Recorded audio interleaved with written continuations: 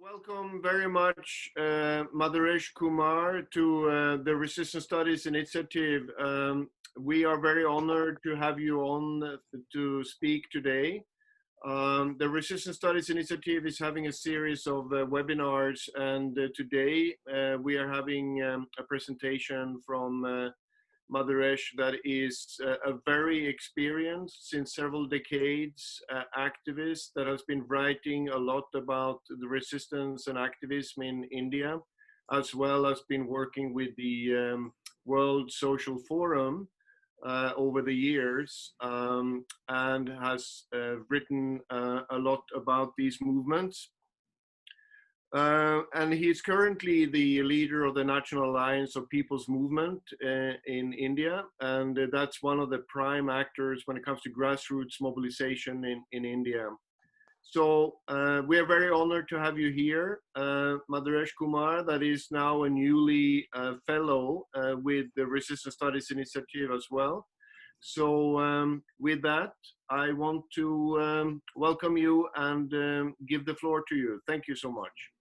Thank you very much, Stellan, and thank you. I'm also happy to and proud of being associated with the Resistance Studies Initiative, and I'm honored to be here. Thank you very much. I will now start my presentation. You are following perhaps what is going on in India, but still I will give in my presentation a little bit of perspective, a little bit of background, and what's unfolding, because it's very difficult to follow what's going on, because every day there is a new narrative coming up, new news coming up, and things are changing very fast. Even as we speak, there is a protest going on in the country. There are two different protests going on.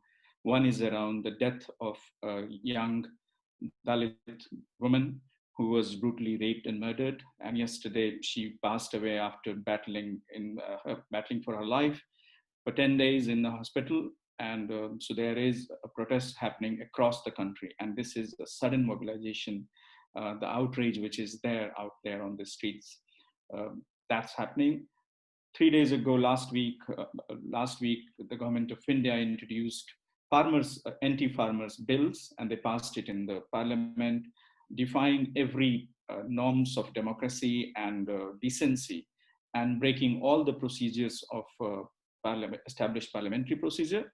So farmers are also on the road. There are massive protests happening. One of the allies from the government, they have resigned. The agriculture, one of the ministers have resigned. One of the political parties who was in the Grand Alliance, they have resigned. They have broken away. So there is massive churning happening at the moment in the country. So I started that note that India is in the churning at the moment, and it's happening perhaps as it is in the US. India and US, there is a great similarity at the moment. Both the countries, the corona cases are at a high. India has already touched 10 million people. There have been less deaths, but at the same time, it's spreading fast, and there seems to be no end. As the corona crisis has deepened, so has the state attempt at cracking down on the dissent and trying to change the narrative from people talking about corona to talking about something else. And so media, and just like the fake information, I think some of the things I'm going to talk about, it may sound very familiar to you, because what's happening in US, it's like a similar story unfolding in another country far off. So that's the background in which I'm going to talk about. I will start my presentation firstly with giving you a background of the current context, just adding to what I've just said, like how things are unfolding in the country. Second part will deal with the resistance. The resistance part will have two parts. One is a brief introduction to the established traditions of resistance within India. So I'll just dwell a few minutes on that, and then bring you to what has been happening in the last 6 years in the country, and how different waves are taking shape, and new actors are coming up, and things like that. So that's my presentation for today. I will have a caveat, though, that I'm not an academic. I am an activist. I have spent large part of my life, 2 decades, in organizing work. So I have a lot of it comes from what I'm talking about is coming from my own involvement within many of these processes, where I have been one of the actors along with thousands others actors. And I was based in Delhi, where a lot of action happened. So a lot of the stories or information or images you will see, they are from Delhi.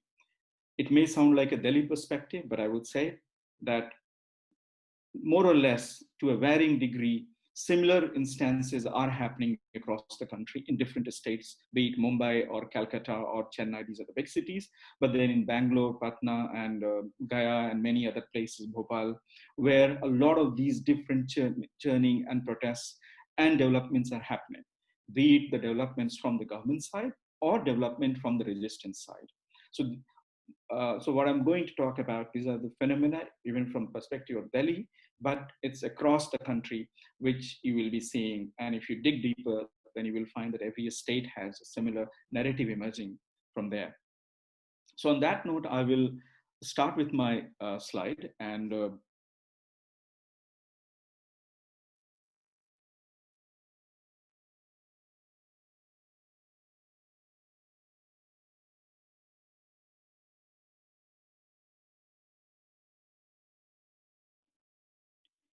yeah, so non-violent resistance beyond the single story.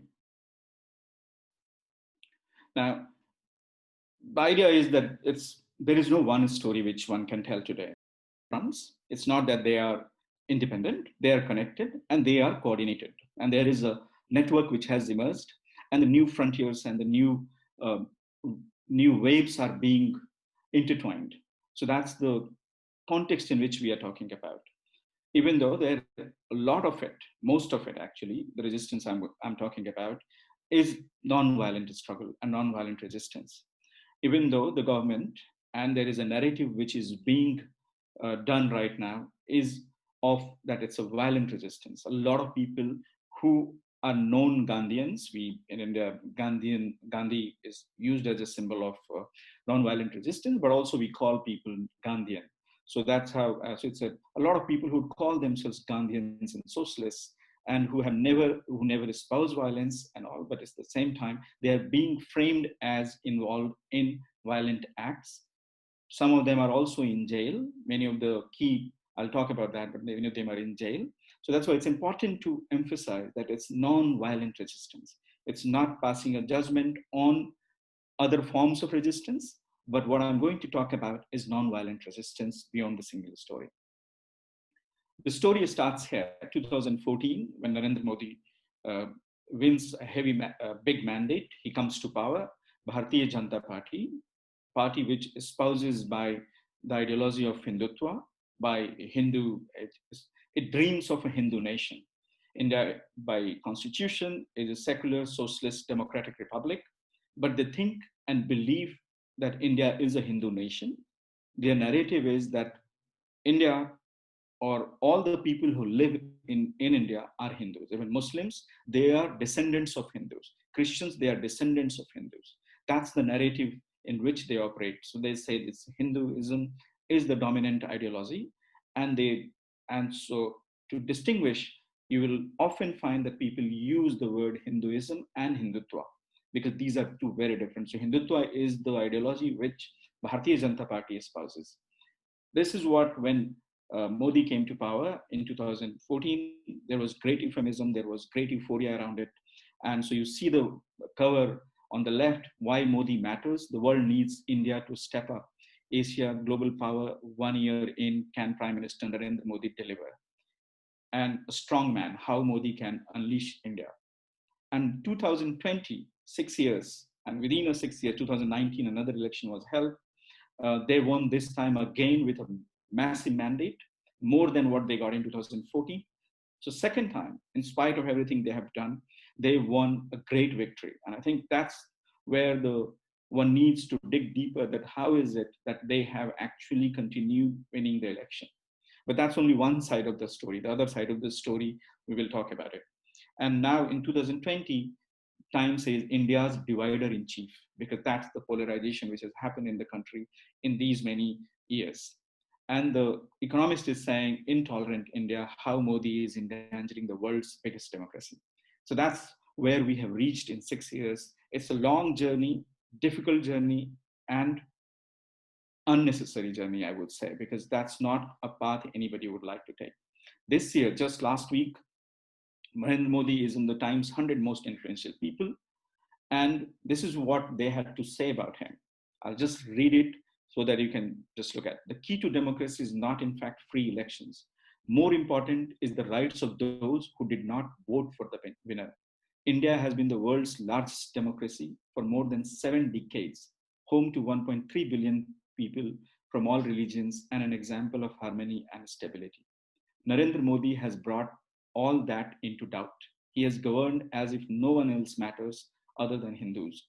First elected on a populist promise of empowerment, his Hindu nationalist Bharatiya Janata Party rejected not only elitism but also pluralism, specifically targeting India's Muslims. The crucible of the pandemic became a pretense for a stifling dissent, and the world's most vibrant democracy fell deeper into shadows. So that's what we have reached, that the democracy, the whole basis of existence, is right now in under threat. The whole constitutional framework, the democratic framework of India is under threat. And that's an opinion shared. It's, the words are from time, but that's an opinion shared in India. And also the perception of India has changed widely across the world as of today. The same, uh, yeah, the same time also, the first time, and I think this is built on the a strength of the resistance in the country, that this is what the time is recognizing for the first time, that she is an 82-year-old woman who has completely unknown. You can say that she is like a face of any ordinary woman.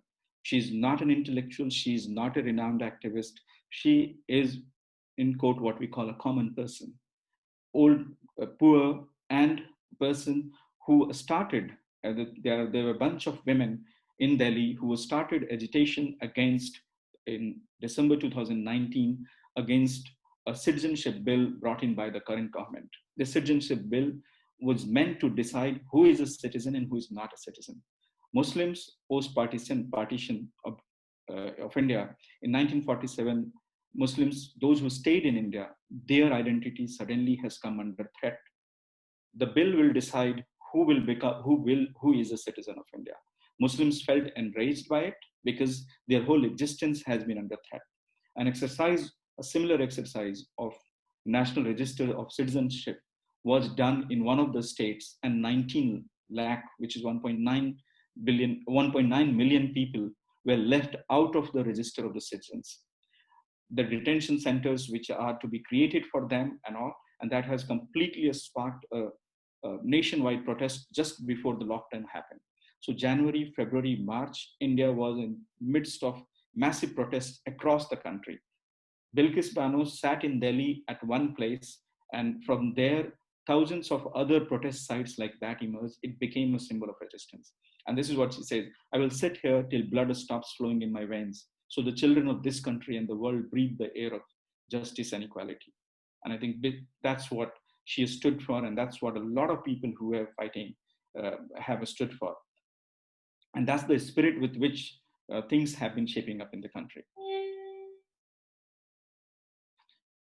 So this is what the project is, that India since 2014, making of a Hindu Rashtra. And what does this Hindu Rashtra look like? The picture you are looking at, this is the picture of the Rashtriya Swayam Sevak Sangh. That's a mother organization of the Bharatiya Janata Party. Rashtriya Swayam Sevak Sangh, they call themselves a cultural organization, a nationalist cultural organization, but only of men. You can see men who are trained, who dress in a specific style, who are modeled. The whole organization is modeled on Nazism, the Hitler and Mussolini.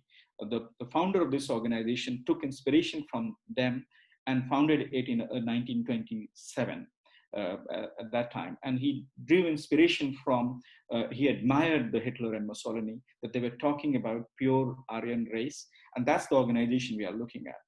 They have tried to mask themselves under garb of religion, culture, education, relief work, and a lot of charity work. They present themselves as that, and they have spread all across the world in different forms. They have Vishwa Hindu Vahini and they are active in US as well. There are allegations that in United States, one of the offshoot organizations is trying to influence the US elections. And Tulsi Gabbard, and there are a couple of other candidates who they have been supporting and propping. So that's what they are playing. They're trying to gain influence and to make what they want. So that's the dream they have of a Hindu Rashtra. And this is what they want. They say that the Indian constitution, they don't believe in it because the Indian constitution talks about socialism, secularism, pluralism. It stands for human rights, federalism. This is what they are opposed to. They say it's a Hindu nation. If Pakistan can be an Islamic nation, if other countries can be a Christian nation and an Islamic nation, then India, because it's dominantly Hindu, then it should be a Hindu nation. That's what they are talking about. I just talked about process of delegitimizing citizenship of Muslims and making of a Hindu Rashtra in the name of fake nationalism and patriotism. Fake nationalism and patriotism, why we say fake? Because this is what has come to polarize the whole country.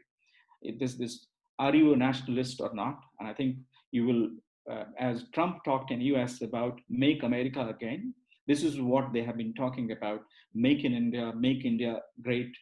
India is a great country, and anybody who questions India, or in fact, the government and the political party and the country has become one. So if you question the government, it means you are questioning your country, and that's why you call it fake nationalism and the patriotism, and that has become a tool to demonize Muslims and all. Criminalizing dissent and demonization of secular, liberal, left forces, people's movements, NGOs, and silencing of critical voices. So what follows is that anybody who has been critical, they have been silenced, and they have been silenced in different ways, how they have come. Terror of Hindutva groups at home and abroad.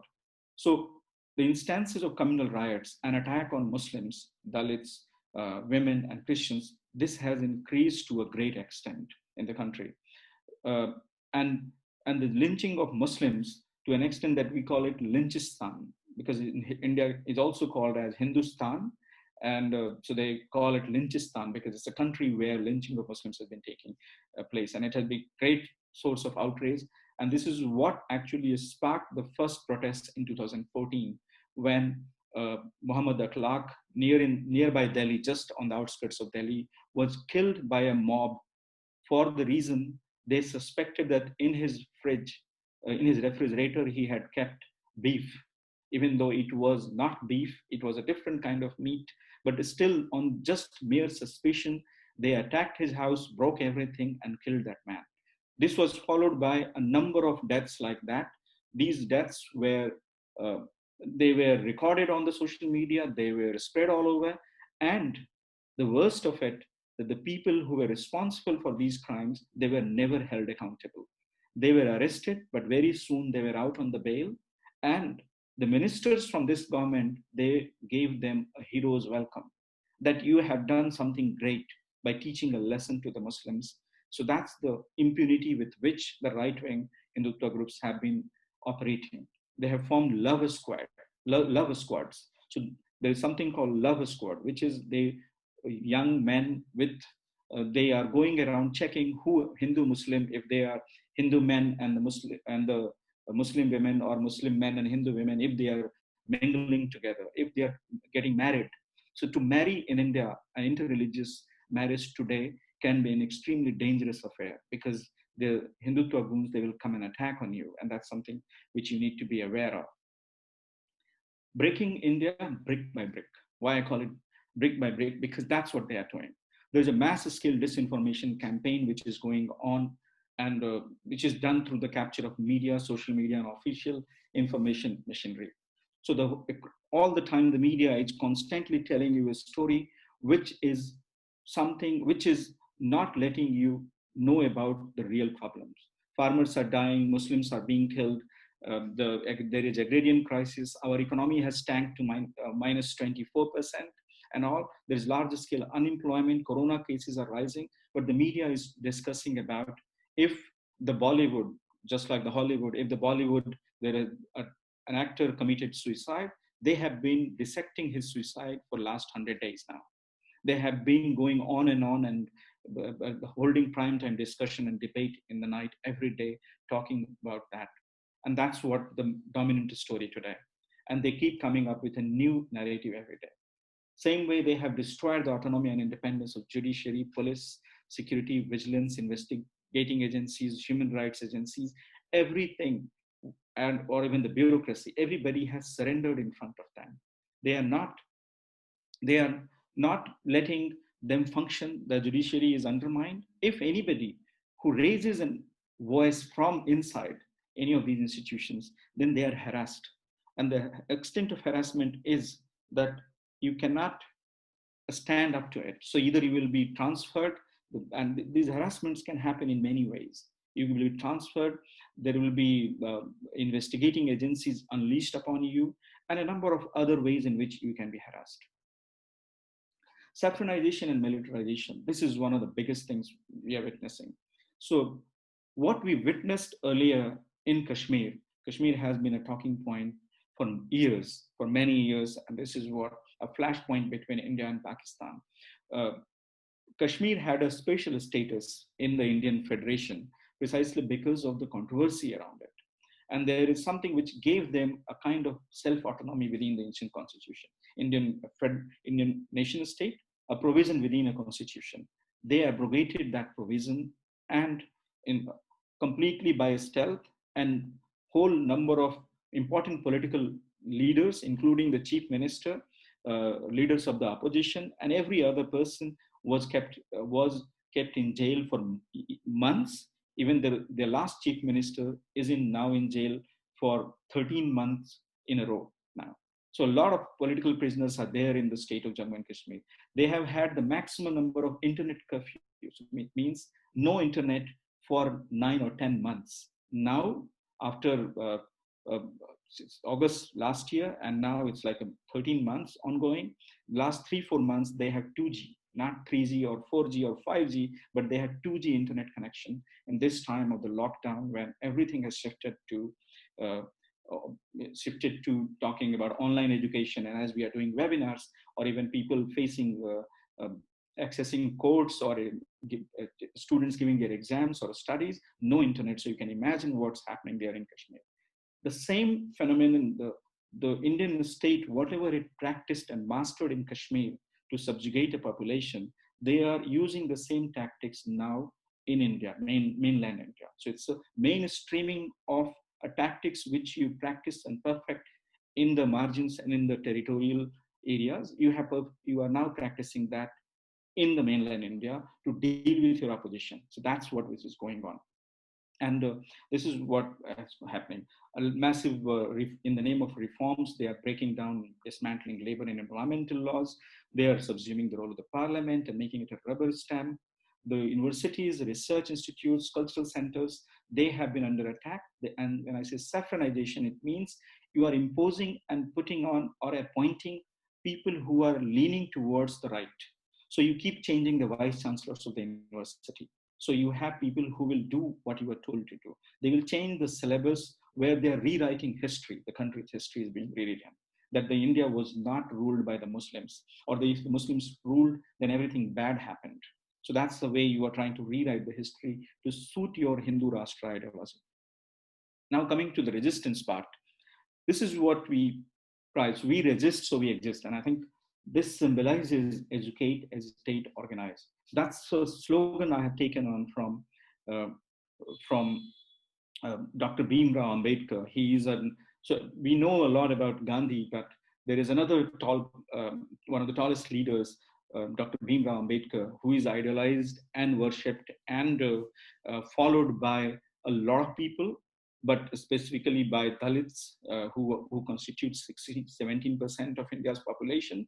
He was a Dalit himself, and he gave empowerment, he gave a voice, he gave a hope. He's considered as the Martin Luther King, Martin was for US. Dr. Bhimrao Ambedkar is seen as that for India. That's somebody who led the struggle against caste. and against the oppression and the Brahmanical tendencies. Today, he is a great symbol of resistance, and his slogans are inspiring not only the Dalits, but it's a mainstream movements who are banking on him, and he is like the person you have to refer to if you are talking about him.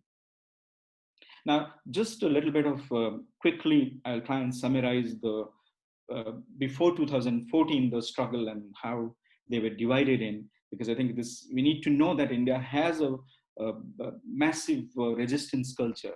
There is established, there is a full vibrant, in a vibrant democracy, a number of movements have taken shape, and they have been trying to deepen the democracy and the democratic structures in the country to make through the idols of the constitution. So it's an ongoing fight.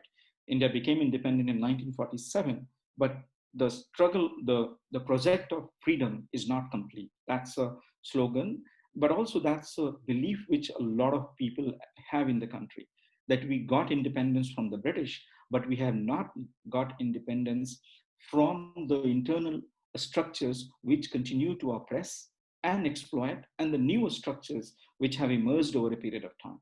So that's what we are up against. Now, this is a time, because this is a marker in the Indian history, that from 1947, so 30 years, 1975 to 77, it's important to know that the most of the time out of this, from 1947 to 2020, in 73 years, roughly 60 years has been Indian National Congress, the party which led India to freedom. They have been in power, and they are the ones who have been shaping a lot of things, what India is known for, good or bad and everything. And in 1975, one of their prime ministers, Indira Gandhi, she imposed emergency. Emergency is a provision in the parliament, where in the Indian constitution, where all the fundamental rights of the citizens are suspended and the normal functioning of the democracy is suspended. And that's called a black time in the India, when the human rights were suspended, opposition was jailed, millions of people were jailed at that time. Some certain campaigns which were undertaken by the government, there was a complete restriction of media, democratic rights were suspended and all. So that's a black day, and we still observe that 26th June as the black day in the history of India. So that's the importance, and it's why I'm talking about this, because this is important, that this gave rise to a new wave of activism in the country. And so this is the post-emergency, gave rise to new movements. And these are the women's movement, Dalit movement, Adivasi movement. Adivasi, when I say it's the indigenous people, we use a different word in India for the indigenous people, Adivasi.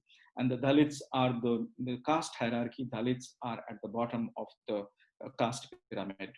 So that's where the Dalit and Adivasi movement, environment movements, and that includes Save Narmada movement, which has been going on for 35 years now. It's still very much active and working. That's the movement with which I have been involved for most of since my student days. Bhopal gas tragedy survivors movement, and then a number of other environment movements which have shaped and been instrumental in making of a number of strong environmental laws in the country. Protest movements challenging resource grab and demanding community rights, trade unions, a very vibrant trade union activism, trade union movement exists in the country. Civil rights movements has also been there. And this is the post-70s, all of these new ones come. Along with the resistance, because there was a disillusionment with the project of nation state, a project of modern India as taken in by the Indian state. So similarly, apart from the protests, a number of experiments in building alternatives started emerging at that time. So there were alternatives in education, health practices, farming, appropriate technologies, livelihood approaches, water conservation, environment protection. And this was done primarily through voluntary organizations, civil society organizations, and others. That's the context in which this started, 1975 to 77.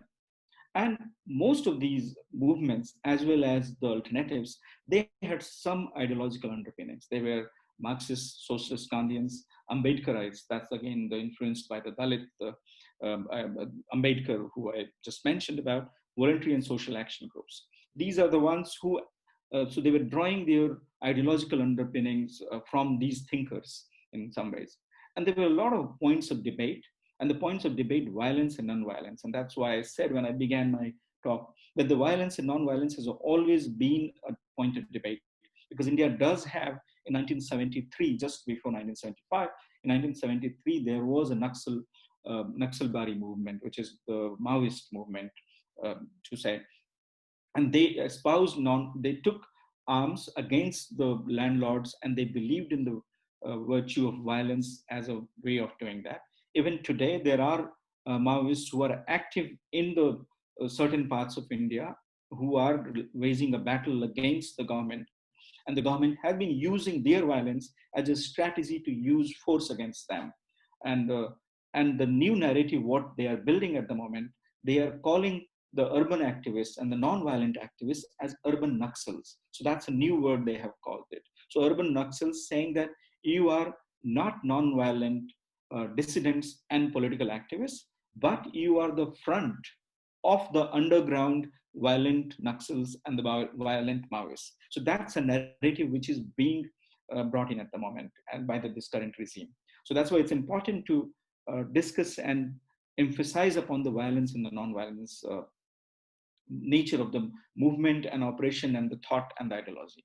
Then the question of the funding and the non-funding, who funds your movement? That has been one of the big debate, whether it's from the domestic sources, from the community sources, or you are generating your own resources, or you are getting money from the foreign foundations or foreign sources. That has been a great debate about it.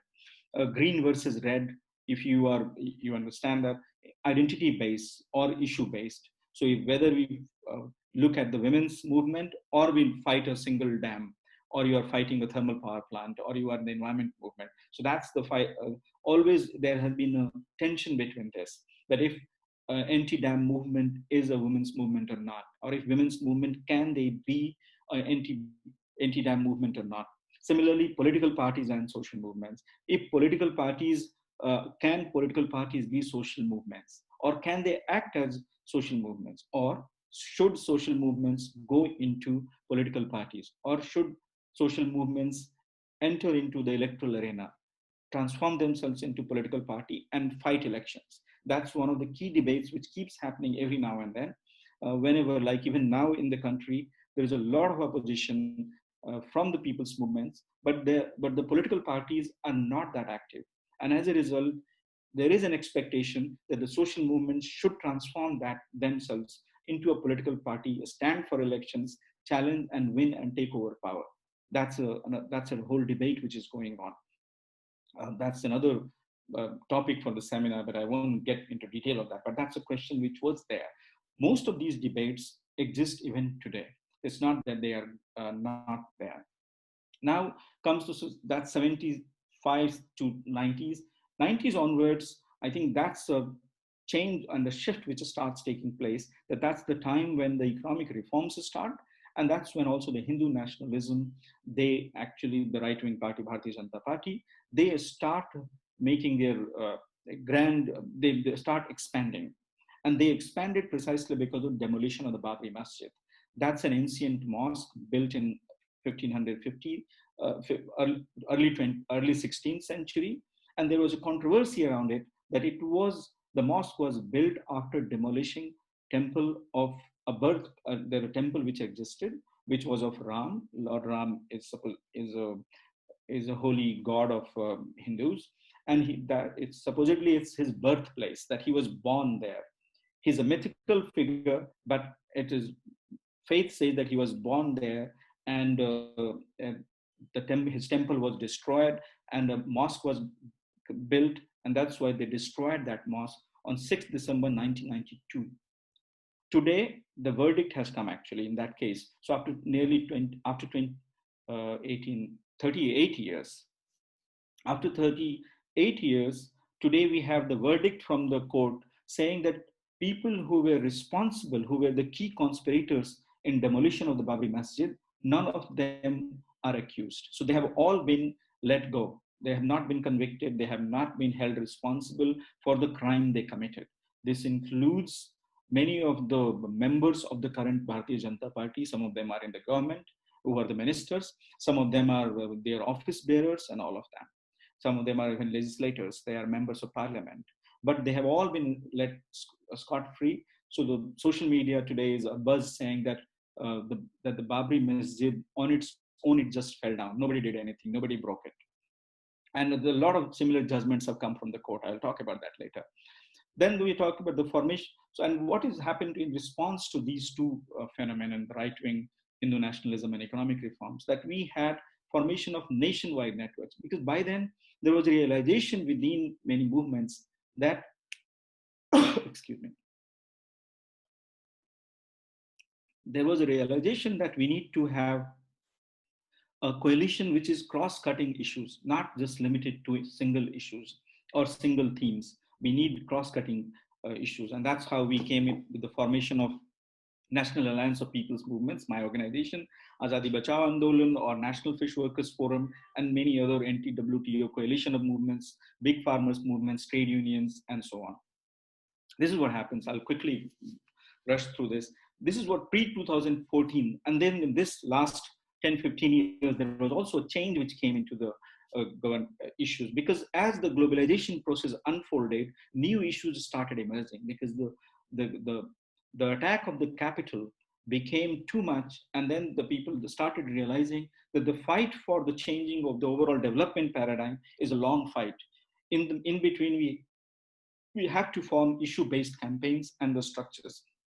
So national level campaigns were created on the single issue base. So and that resulted into legislation. So Right to Information Act, National Rural Employment Guarantee Act, Forest Rights Act, Land Rights Act, National Livelihood Mission, and a number of other things came up.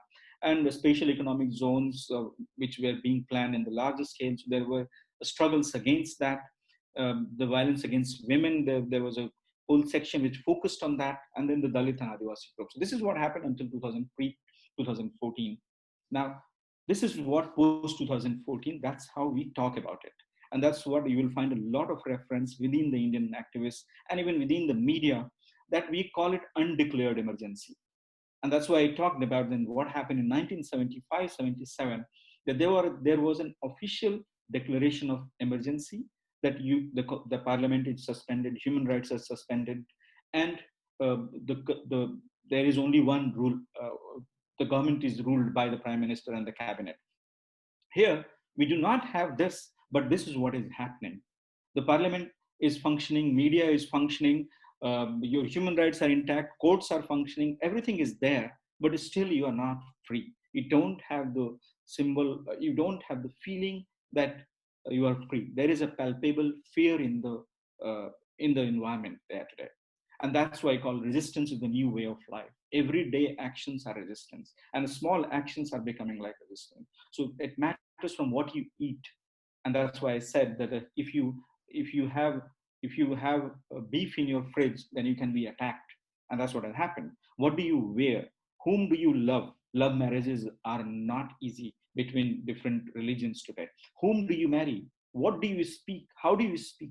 They are trying to impose that Hindi is the national language. India has roughly 500 languages and 22 official languages. So Hindi is not, we do not have a national language.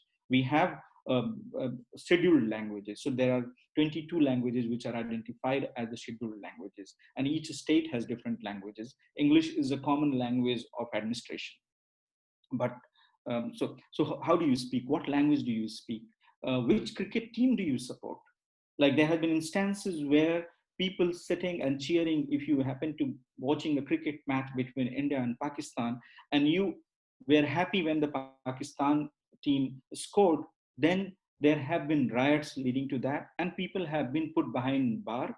And National Security Act, it's one of the sedition acts which have been put on them. They have been charged with them. So that's so dangerous it is. Whom do you pray? How do you pray? Are you a nationalist? This is one of the biggest questions. And the army, which was supposed to be neutral earlier, now army has become like it has been politicized. And for every answer, if you criticize, our army is suffering on the borders, can you do something for your nation? So you complain a lot, you criticize a lot, you disagree a lot, you should be sent to Pakistan. That's a slogan which people will say, oh, you are a Pakistani, you are anti-national. There are new names which has come in. And some of these names, you are secular. So secular is the word, that's a play on it. You are secular, you are Librandu. So liberals have become Librandu. Khan Market Gang. Khan Market is a place which symbolizes elitism, but also symbolizes liberalism in its true sense. And so the Prime Minister calls it Khan Market Gang. Harvard versus hard work. Now, our previous Prime Minister, Manmohan Singh, was a renowned economist. So he keeps our current Prime Minister, his degrees are not known. Nobody knows how much did he study. His degrees, his educational degrees and qualifications are a matter of national secrecy. Official, it's not accessible. Nobody is willing to let it out that if he has gone to college or not, that's a matter of controversy.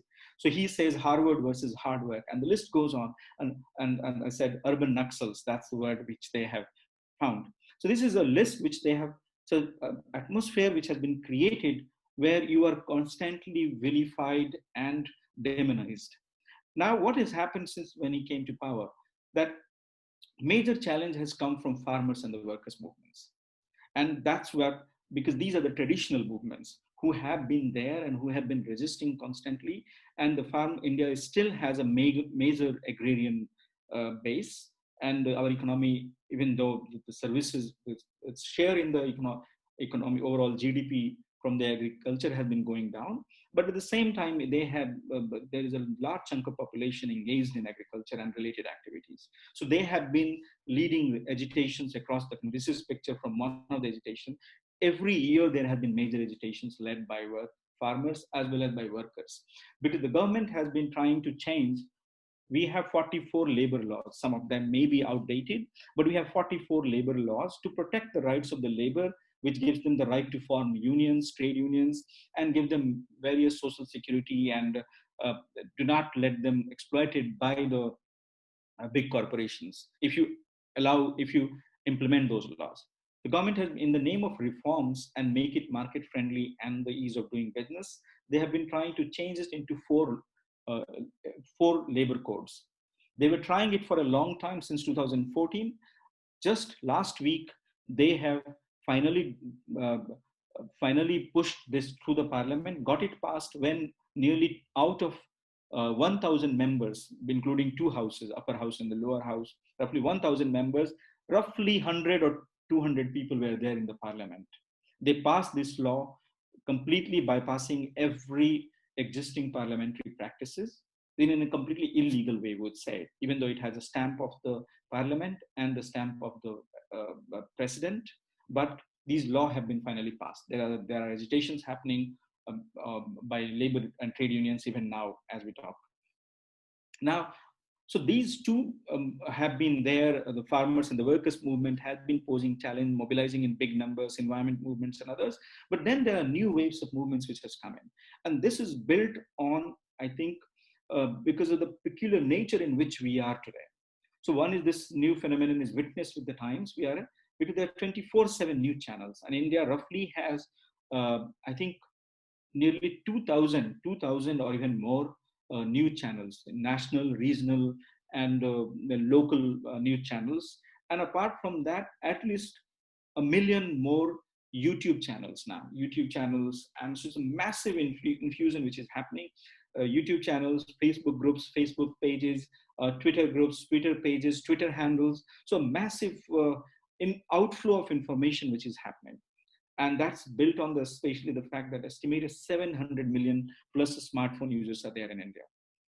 It's another matter that how many of them have access, the quality of internet and access. It's all there, but there is a big subculture which has developed over a period of time based on this. So even though people are not reliant on the main media, but at the same time, a lot of they are the main media which is primarily responsible for fake information. They are the ones who are shaping the narrative. But there is also an undercurrent. There is a upsurge from below against the misinformation and the fake information campaign. And this is built on this. We also have a very huge young population. 50% population is under 25 and 65% under the age of 35% today. And as polarization is taking shape between the Hindus, Muslims, Bhakt, non-Bhakt, and a lot of different boundaries which are being brought in. In fact, I'll just share that every family today has a WhatsApp group. It's very common in India to have WhatsApp group for families. And then within the families, you will find that half of them are supporters of Narendra Modi and the ruling party, and half of them are in opposition. So a lot of fights has happened between the families. The family relations have been broken precisely because of the nature of the polarization and the toxicity which is there in the air today. Now, so that's the context in which we're talking about. This is also what the social media and the media has done, is that we have also, and this whole combination of factor, that we now have very other kinds of icons. I'll just go. So like the first top three, they are the student activists. They are the ones who became suddenly famous. The first one, Rohit Vemula, he committed suicide in 2016, fighting against one of the student wings of the Bharatiya Janata Party. And he died, and he committed suicide, but it's an institutional murder. He committed suicide, and on back of his death, there was a national outrage. There were protests in all major universities of the country. There were protests for months and years, actually. And he has become a symbol and icon of resistance. The right two persons, in the center is Kanhaiya Kumar, and on the right is Umar Khalid. Both of them so Jawaharlal Nehru University is one of the India's prestigious university in Delhi, built by the first Prime Minister. And he created this university, and it's a symbol of resistance. It's a symbol of left bastion, and also a symbol of free thinking. And that free thinking is something which is a problem for this regime. So JNU has been at the target and at the center of attack for this regime from various angles. So every narrative has been built around this. So fake nationalism. So these two, Umar Khalid and Kanhaiya Kumar, both of them were arrested in 2017 on the guard that they were shouting anti-national slogans. They were office bearers at that moment, and they were in jail. There was a big mobilization around that, and finally they were free, and they have become sudden hero. They are extremely gifted people, and they have caught the imagination of the country, and they are being idolized and everywhere. And it's important because Kanhaiya comes from Communist Party of India, so he's from the Communist Party of India. Umar Khalid is also a Marxist, and he's a Muslim. And that's important because we do not have many Muslim symbols in the country today, and that's why it assumes importance. He's young, and he talks Marxism, and he also brings religion and both to talk about issues of oppression and dissent. He's right now in jail. He had just been arrested last week on the charges that he incited in Delhi when Trump was visiting India. There was a riot in Delhi while Narendra Modi and Trump were having a top-level conversation and dialogue. There was a riot ongoing right under their nose. These guys who were involved in providing relief, they have all been put under jail. So he's under jail. There are a number of other activists who are being interrogated at the moment, and we don't know if they will be put under jail or not. The person further on the left, I only have one woman here, but there are many other people. She was murdered. She was an anti-fascist voice. She was a journalist. She was murdered, and till date, no justice has been served. And she became a symbol of resistance, and her death gave a new campaign called Not in My Name. So people started saying, not in my name, this cannot be done. And her death and the previous lynchings led to a resistance which is about important thinkers, writers, filmmakers. They started returning their awards. So they have the state given awards, they started returning and saying that this is what we do not accept it. Prashant Bhushan, the lawyer, Supreme Court lawyer, he has constantly been raising the voice of judiciary, because judiciary has been completely subsumed. It has completely cowed out to the current government, and as a result, there have been a number of cases where justice has not been served. He was recently held in contempt. He was criminalized. He has been held of criminal liability. He has been held guilty of a criminal contempt of the Supreme Court. And there was a massive resistance around it. And under pressure, the Supreme Court said that they are awarding him a punishment of a fine of 1 rupee. 1 rupee is like 75 rupees is $1. So you can imagine 1 rupee. So symbolic thing. But then he said that this is what I'm going to give it to you. And there was a movement around that everybody will give 1 rupee to give it to the Supreme Court as a mark of contempt. More they have tried to suppress and oppress people, more people have started speaking. Same, the last person here, Release Azad. He is a young Dalit icon, and he has become a symbol of resistance. It's called India. The poster says Release Azad. He has been in and out of the jail in the last 3 years, many times. Release Azad, India's Malcolm X, Chandrasekhar Azad Ravan. So yeah, time is running out, so I'll just quickly run through now. And now with this new icons and actors, we have also a big cultural assertion which is happening. As I said, the social media has been a big outlet for a lot of creativity. And these two, so every day they are trying to shape a narrative through using the big media. And then you will find instant response to that on various WhatsApp groups, Facebook groups, Twitter, short films, videos, TikTok that have been banned now. But there are a lot of these things which are coming. And a stand-up comedy, which used to be, which was not very popular, suddenly has become extremely popular and as a means for people to make fun of the current regime, to talk, to give voice, and to explain things into very simple and popular way. Fighting media censorship and fake news industry. This is one of the big things, and I think it's in big debate in US as well, and I think it's all over the world. So this is what we are up against. The first two people, it's called Dalal media. It's like basically pimp media, because these are the two people. One is a Hindi journalist and the other is an English journalist. Both of them have been at the forefront of the fake news industry and the information, and completely of changing the narrative. On the right side is one person who has been saying, who has always been raising the issues and talking about it. So that's another contrast to he's one person who is in the mainstream media, but extremely popular and raising the issues. There's a lot of, against this, there is a lot of explosion of the online news media as well. So Wire is one of them. And as there is fake news industries, so there is a death knell for fake propaganda. So there is a counter industry which is countering fake news. So that's which has also come in explosion there we have seen. And rise of the young students. So as much as the universities has been on the rise, so has been the students and the young people in general, who have been fighting unemployment, attack on the education. They have been fighting the fascism and all. These are the pictures, some of that, even the environment movement. I'll just talk briefly about the last picture, act as if your house is on fire. So I mentioned that we have strong environmental laws. The government, while the pandemic is still going on, in May, they came up with a set of guidelines which would have broken down the framework of all the strong environmental laws we have. They have been under attack for several years, but they wanted to dilute it further.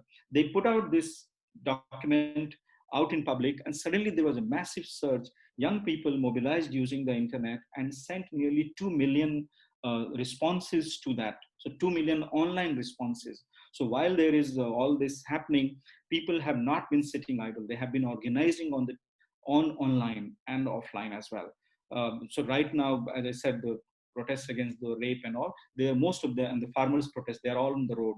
So even though there is corona and the restrictions, but it's still defying all of that, people are on the road and they are now they can't take it anymore. So the environmental laws, they were protesting and they have sent that, and finally the government attacked their website through which they were acting. So there is also an attack on the media, on the censorship, and every other issue which is happening. Dalit and Muslim assertions. So social media has become a big thing now, actually.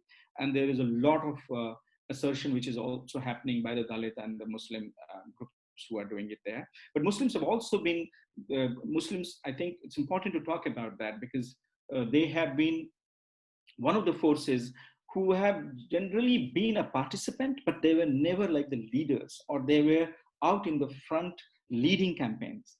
The, the question, the act I mentioned about, the central act, the Citizenship Amendment Act, which put their question, which put their citizenship on question, that's what brought them on the street. And the Muslims have been out there on the street leading agitations and everywhere across the country. This is something new. It's not that they were not active, but this is something new in a very different sense, because it's a matter of survival. So they have now completely come out on an issue of the fundamental citizenship, not only on the issue of minority appeasement or reservation or on the social livelihood issue, but especially on a citizenship and a democratic assertion issue.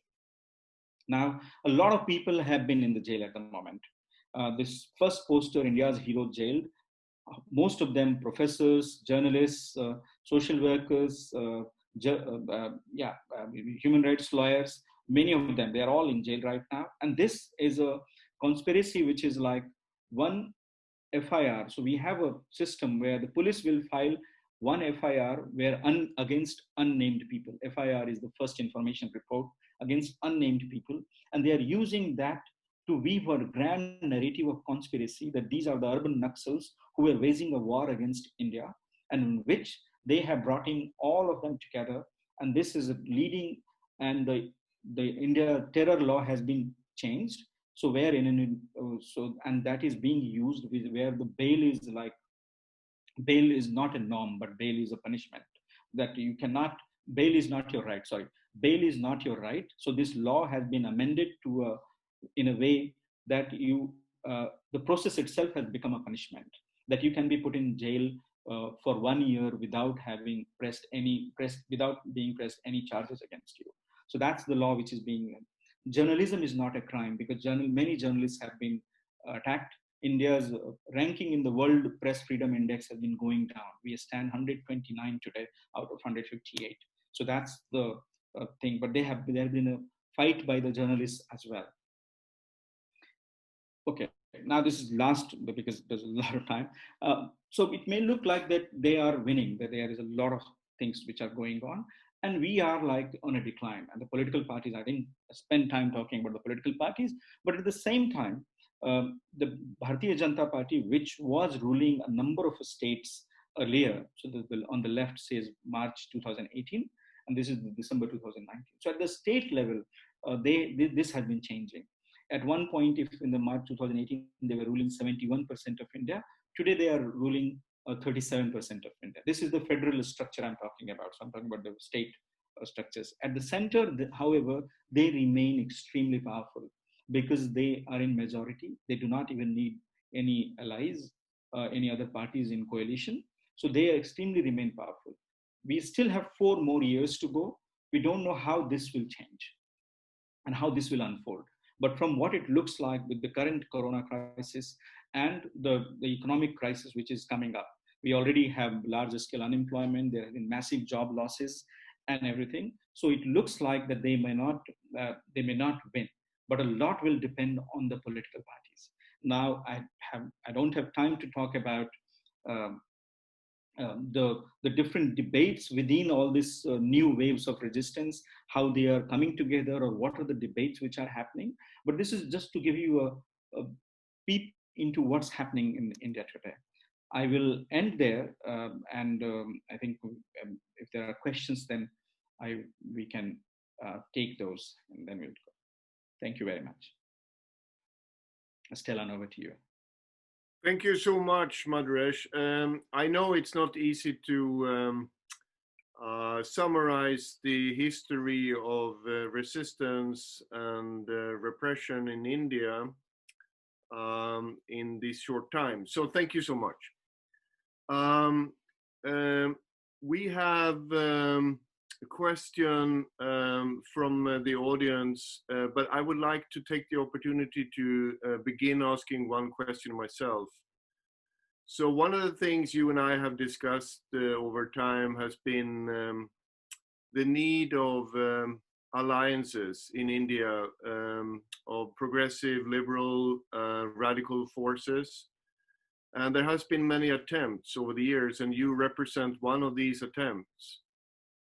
Could you say something about the need of creating alliances? Because obviously from your presentation, it's very clear that there exists so much of resistance.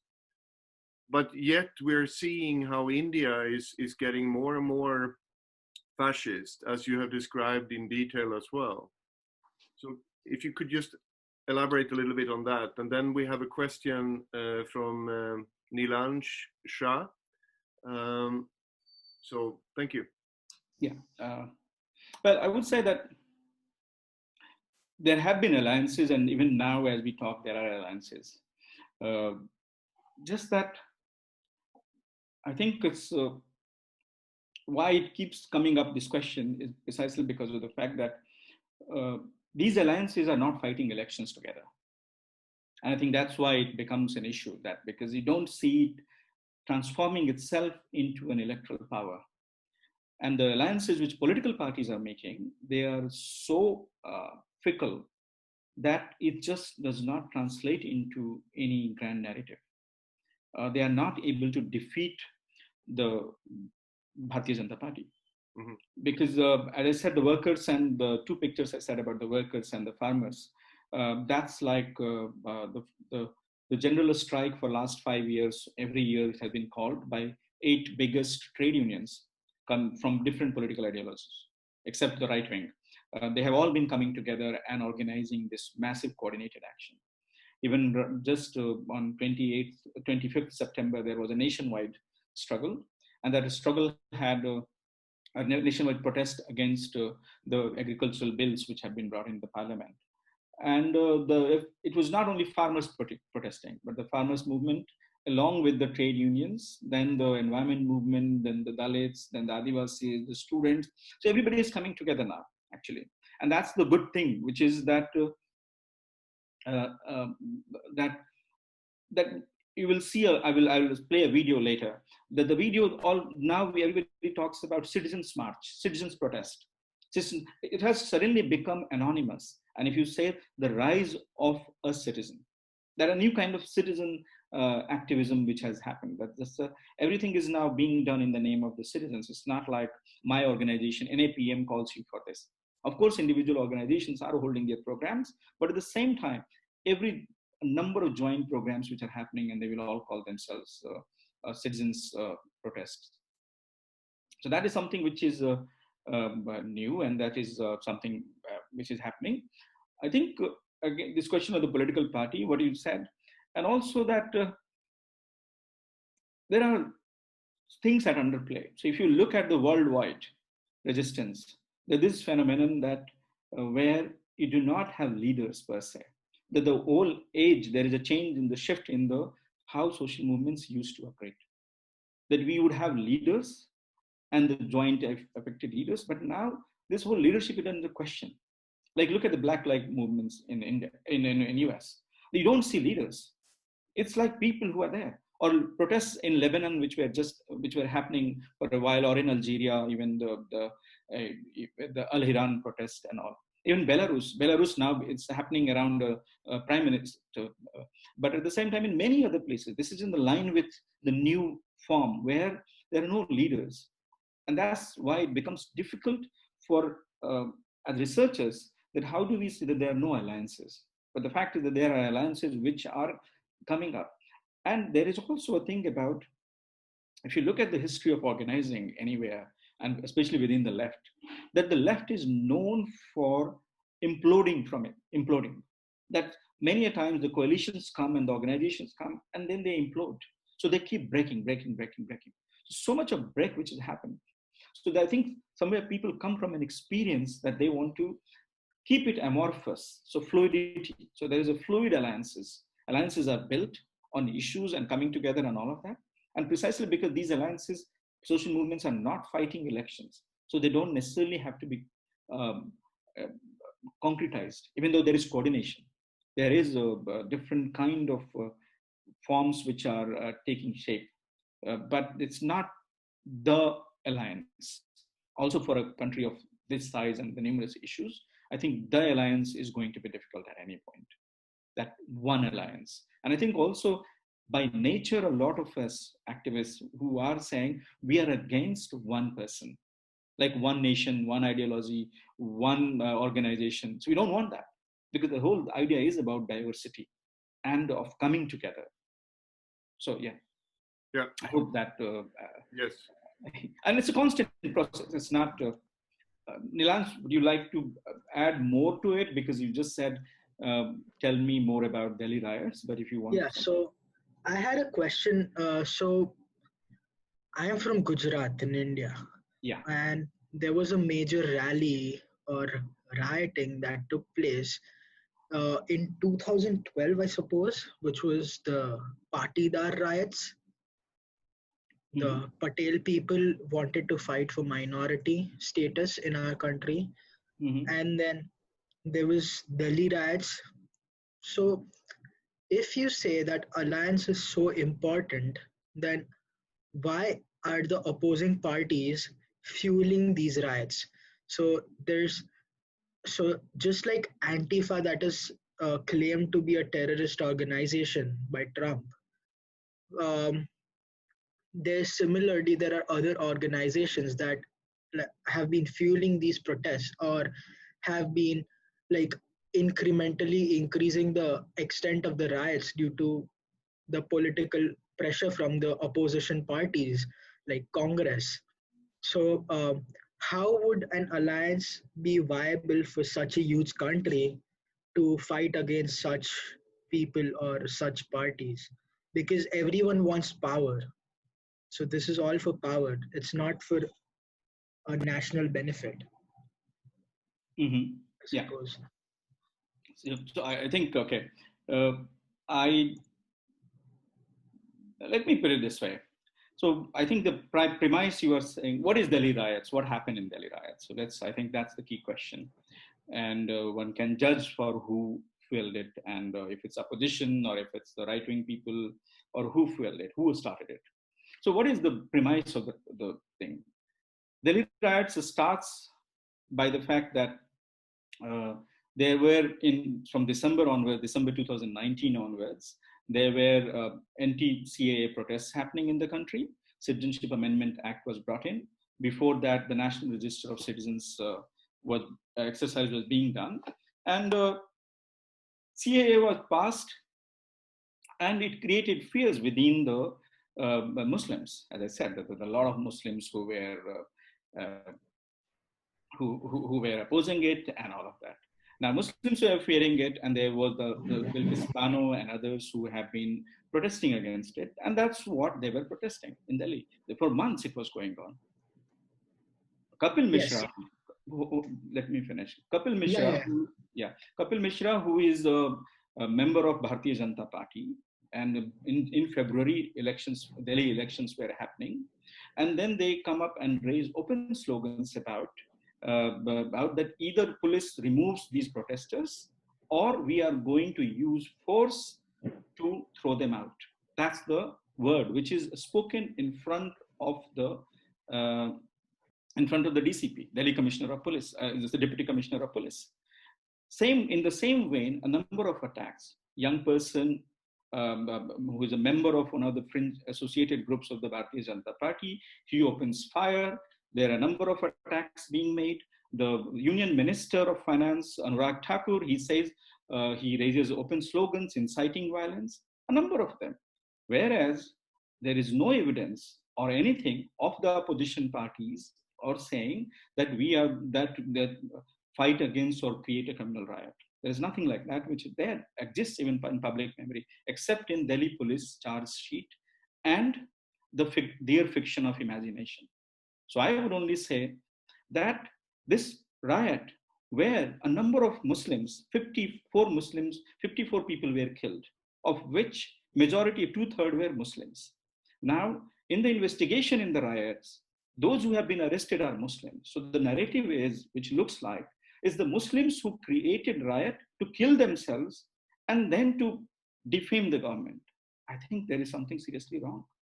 It's like the saying in US right now that the black people, they themselves created riot and they have killed themselves and they are inciting police to fire on them. Now, I think if that's a narrative which we want to believe as citizens, then we have to question them. And people who are being questioned today in the name of Delhi riots, let's say Harsh Mandar, Rahul Roy, Sabadiban, these are the people I'm naming them precisely because these are human rights activists. Harsh Mandar took great pain to organize relief for the people in the people who were suffering in the riot, who got killed. Rahul and Sabadiban, they approached the High Court, Delhi High Court, in the middle of the night to get an order from the court so that the police can go and rescue people from a hospital who were surrounded by a mob, because police was not acting, police was not doing its job. There is enough forensic evidence which has been collected, analyzed from the social media feed and everywhere and people on the ground. And Amnesty International gave a report saying that police was complicit in it. Delhi police was complicit in it. Delhi police reports directly to the Home Minister of India, and they have not actually acted on it. So we all know what is being done there and what is the fabric.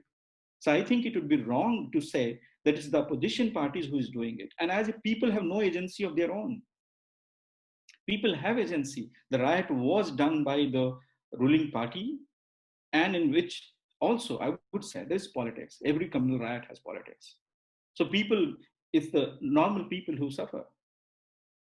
And there are history of riots in Gujarat riots. You talked about the Patidar riots. I thought you will start by talking about 2002 Gujarat riots, when Narendra Modi was the chief minister. On his watch, the riots happened. And for many years, even United States, UK and all, he was not allowed to come into India. So anyway, I don't want to get into that, but I think these are important things one needs to know and understand. Thank you very much for your question. So in general, we can see a depressing story right now, as you have outlined for India. But is there any place in India where things are going in a different way, where things are more like a model for looking at and getting inspiration from? Because we all know that have been in India and worked there, that it's so very, very, very different in different states in India. So is there somewhere where we can see an inspirational path forward? Oh no, there are lots, actually. There are lots because as I said, like one, of course, a lot of these resistance itself is inspiration to a number of people, that you cannot be bogged down by the atrocities or the oppression. And you need to actually continue to fight and dissent. But apart from that, I think when the Corona pandemic happened, and the lockdown was announced, suddenly, I think overnight, the way the civil society responded, the way trade unions, people's movements, or even ordinary citizens and resident welfare associations, they all came out in support of migrant workers who were left. And I think, let me just take a step back and just lay it out for you. So on 24th March at 8 p.m. in the night, Prime Minister said that in 4 hours, which is from 12 o'clock midnight onwards, the whole country will come to a stop. No railways, no buses, nothing. And everybody, there is a standstill completely. So 4-hour notice, imagine 1.3 billion people are asked to stop their activity and just stop, full stop. So it's like a big train running at 500 kilometers speed. You just press the brakes on a sudden halt. Now imagine what can happen. The whole country was thrown into a chaos.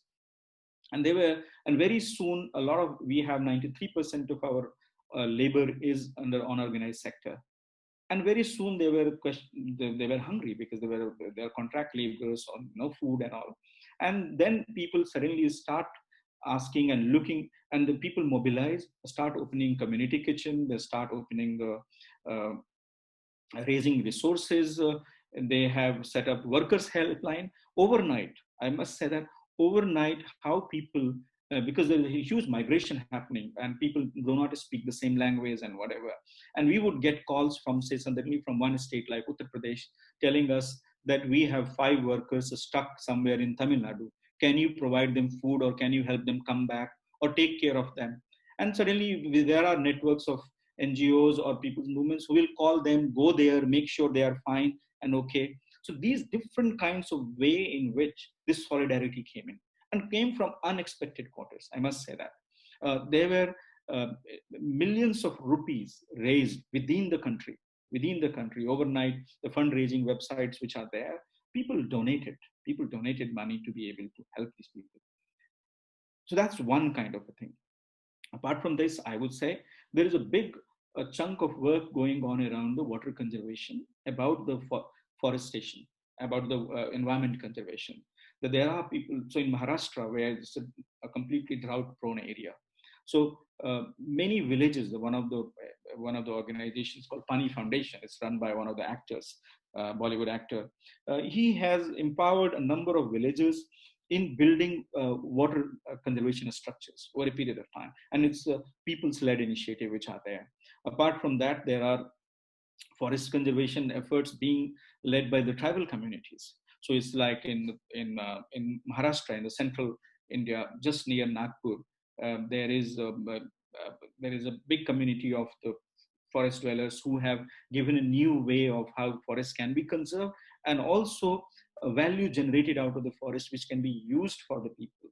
So there are a number of these things. Apart from that, if you ask, there are little successes also. It's not that these are the fights which are there, people getting out of the jail, or people getting released, or a number of things, I would say.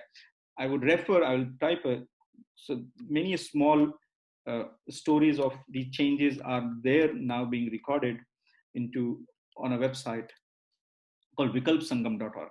So very small initiatives from different, so it's like million mutinies, we say, or beautiful solutions. So they're all being recorded there and kept. So these are the symbols of hope, and there are many actually, which are there, one can talk about.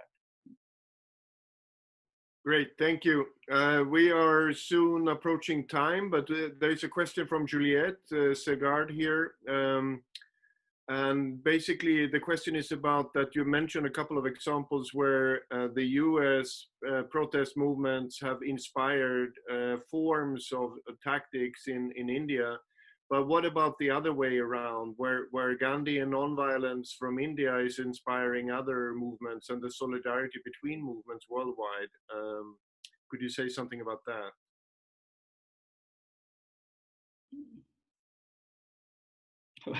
I think there is people learning from each other. And it's also true that in the age in which we are living, and dissent is not a crime, that's well, I mean, it's a well-known thing. So I don't know what can I say, but I would just say that today a number of Indian diaspora who have been living outside the country, they have also been energized like never before. And I think this is something which I must mention, that suddenly, like I'm here in Paris at the moment, but then when the anti-CAA protests were happening across the world, I mean, across Europe, on a very short notice, I think in 25 cities, protests were held, because people are now concerned about what's going on in India. Even same so as much as the right wing, I mentioned that the right wing is influential and they are trying to mobilize support elsewhere in the world, they are also doing that. And yeah, so it's a solidarity between movements are there. But at the same time, I would say that the problems within the country are so many that I think the larger cross-country solidarity doesn't happen much, because you are constantly trying to fight your own battles.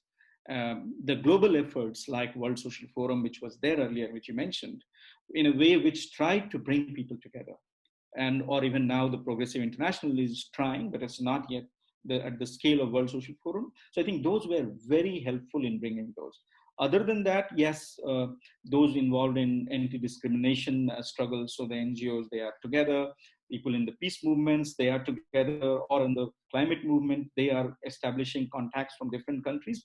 But otherwise, it's not that easy for people who are engaged in a daily struggle against authoritarianism and fascism for them to come together. So, yeah. Stellan, I have before we end, I would like to play that a small video which I said. Right. Okay. If okay. No... We will probably go over a little bit, 5 minutes or whatever the time. I just want to allow a last question from Tina from Finland, and I will there. I think you are now able to speak, Tina. Oh, yeah, thank you. Yeah, I don't know how much time we have. I had so many questions in mind, but I just really want to thank Madhuresh for such an excellent presentation, and it's nice to see you after Hi, time. Tina. Hi. So yeah, I was just thinking if you could say a few words about like thinking about this Muslim and Hindu sort of tension, because it would be interesting to hear how you see the overall situation in the region between India and Bangladesh in particular, because for me it somehow seems that like Sheikh Hasina and Modi, they're like working in the same kind of Yeah. neoliberal system, and they do not seem to have many differences in view with regard to some of the issues. And I wonder whether the sort of this kind of a common colonial history has something to do with it. And then on the other hand, on the resistance side, so thinking about how the feminist movements are like working together with anti-capitalist movements. I followed the organization where you work, for example, so I've seen very many inspiring examples. So that was just, if you had any time to comment on some of these aspects, I was just... Yeah. I think this the CAA question, which is the Citizenship Amendment Act, this has actually, in fact, we look at the relationship of India with its neighbors, it's at one of its lowest, actually. With Bangladesh, we have great tensions because of the Rohingya refugees, and then of course the Bangladeshi question, because we have a lot of immigration from Bangladesh, who are called illegal immigrants. I don't think anybody is illegal, but at the same time, yes, there is a great tension because of that. Also because of the Hindus and the question of the rising of Hinduism, and a lot of Bangladeshi people who are coming, they are Muslims, so there is a tension, there is a fear in them. Nepal, there has been tension, border tension between India and Nepal. Sri Lanka, we have had issues. Pakistan, I think it's at one of the lowest at the moment. So as far as the relationship with the neighbors is concerned, is worse for now because of the strong Hindu influence, and a strong Hindutva influence is not good because it creates instability within the country. Similarly, India's relationship with the Gulf countries, precisely because they are Muslim-dominated countries, there have been tensions on that nature as well. As far as between India and Bangladesh, the history is concerned, I think India, as I said, the Bharatiya Janata Party is coming from the framework that India is for the Hindus. In 1947, we had a partition, so all the Muslims have gone else to Pakistan or to the other places. They should have gone, ideally, in their imagination and all. And that's why they keep saying that the 1947, the 1950s constitution is not valid. Same way, what they are asking, and Bangladesh, in some ways, comes from the theory that Pakistan was a Islamic nation, and then coming from Pakistan became Bangladesh, so it's an Islamic nation. So why should they have Hindus there? And I think that's why the oppression is happening. In fact, now I'm here in Paris and I meet a number of Bangladeshis here. Most of them are actually Hindus because there is a huge outflow from there. The government of India, the logic they have given behind this CAA is that persecuted Muslims in these countries from Afghanistan and other places, they will be welcomed here. But they are not welcomed from Pakistan and from Bangladesh. So there is this tension precisely because of this question of the Hindus and Muslims. And I think it suits the hardline Hindutva position of BJP suits Pakistan as well as Bangladesh, because India uses Pakistan, the fear of Pakistan, to play its politics. Same way in Pakistan, they can continue to use this fear of India being a Hindu nation to continue to amplify the Islamic tendencies within the countries. And I think Sheikh Hasina is doing that. So in a way, the fascists, in a way, they're playing like helping each other in some ways or the other. So yeah, that's what I would leave it at that.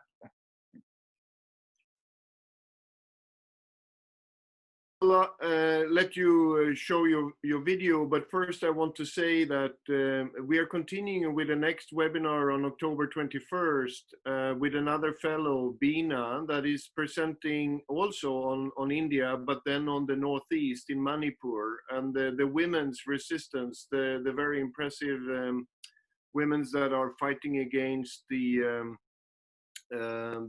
spread of arms and also the military impunity and their special laws of repression in Manipur in Northeast India. So October 21st. So please register for that as well if you want to follow the webinars.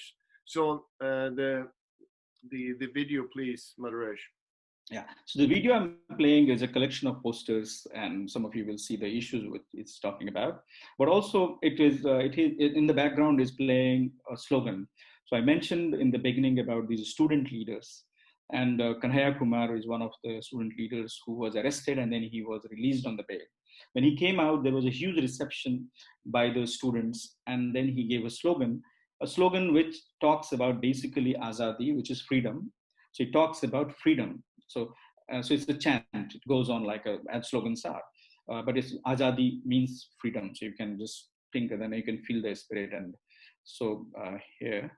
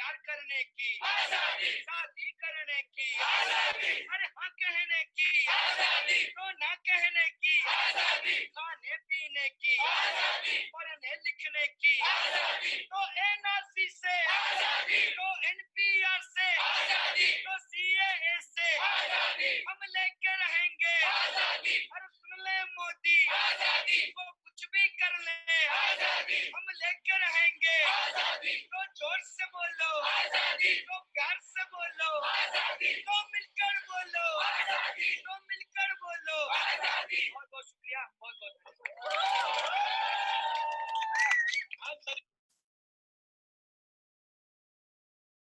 Thank you. Want to thank everyone that is still here listening, and telling you that we will post the recording on our website, so you will get to know about that in emails later on. So again, thank you very much, Madhuresh, for this excellent and very informative overview of 1/6 of the population in the world. And the resistance going on there. So Yes. thank you. Thank you. Thank you very much. Thanks a lot.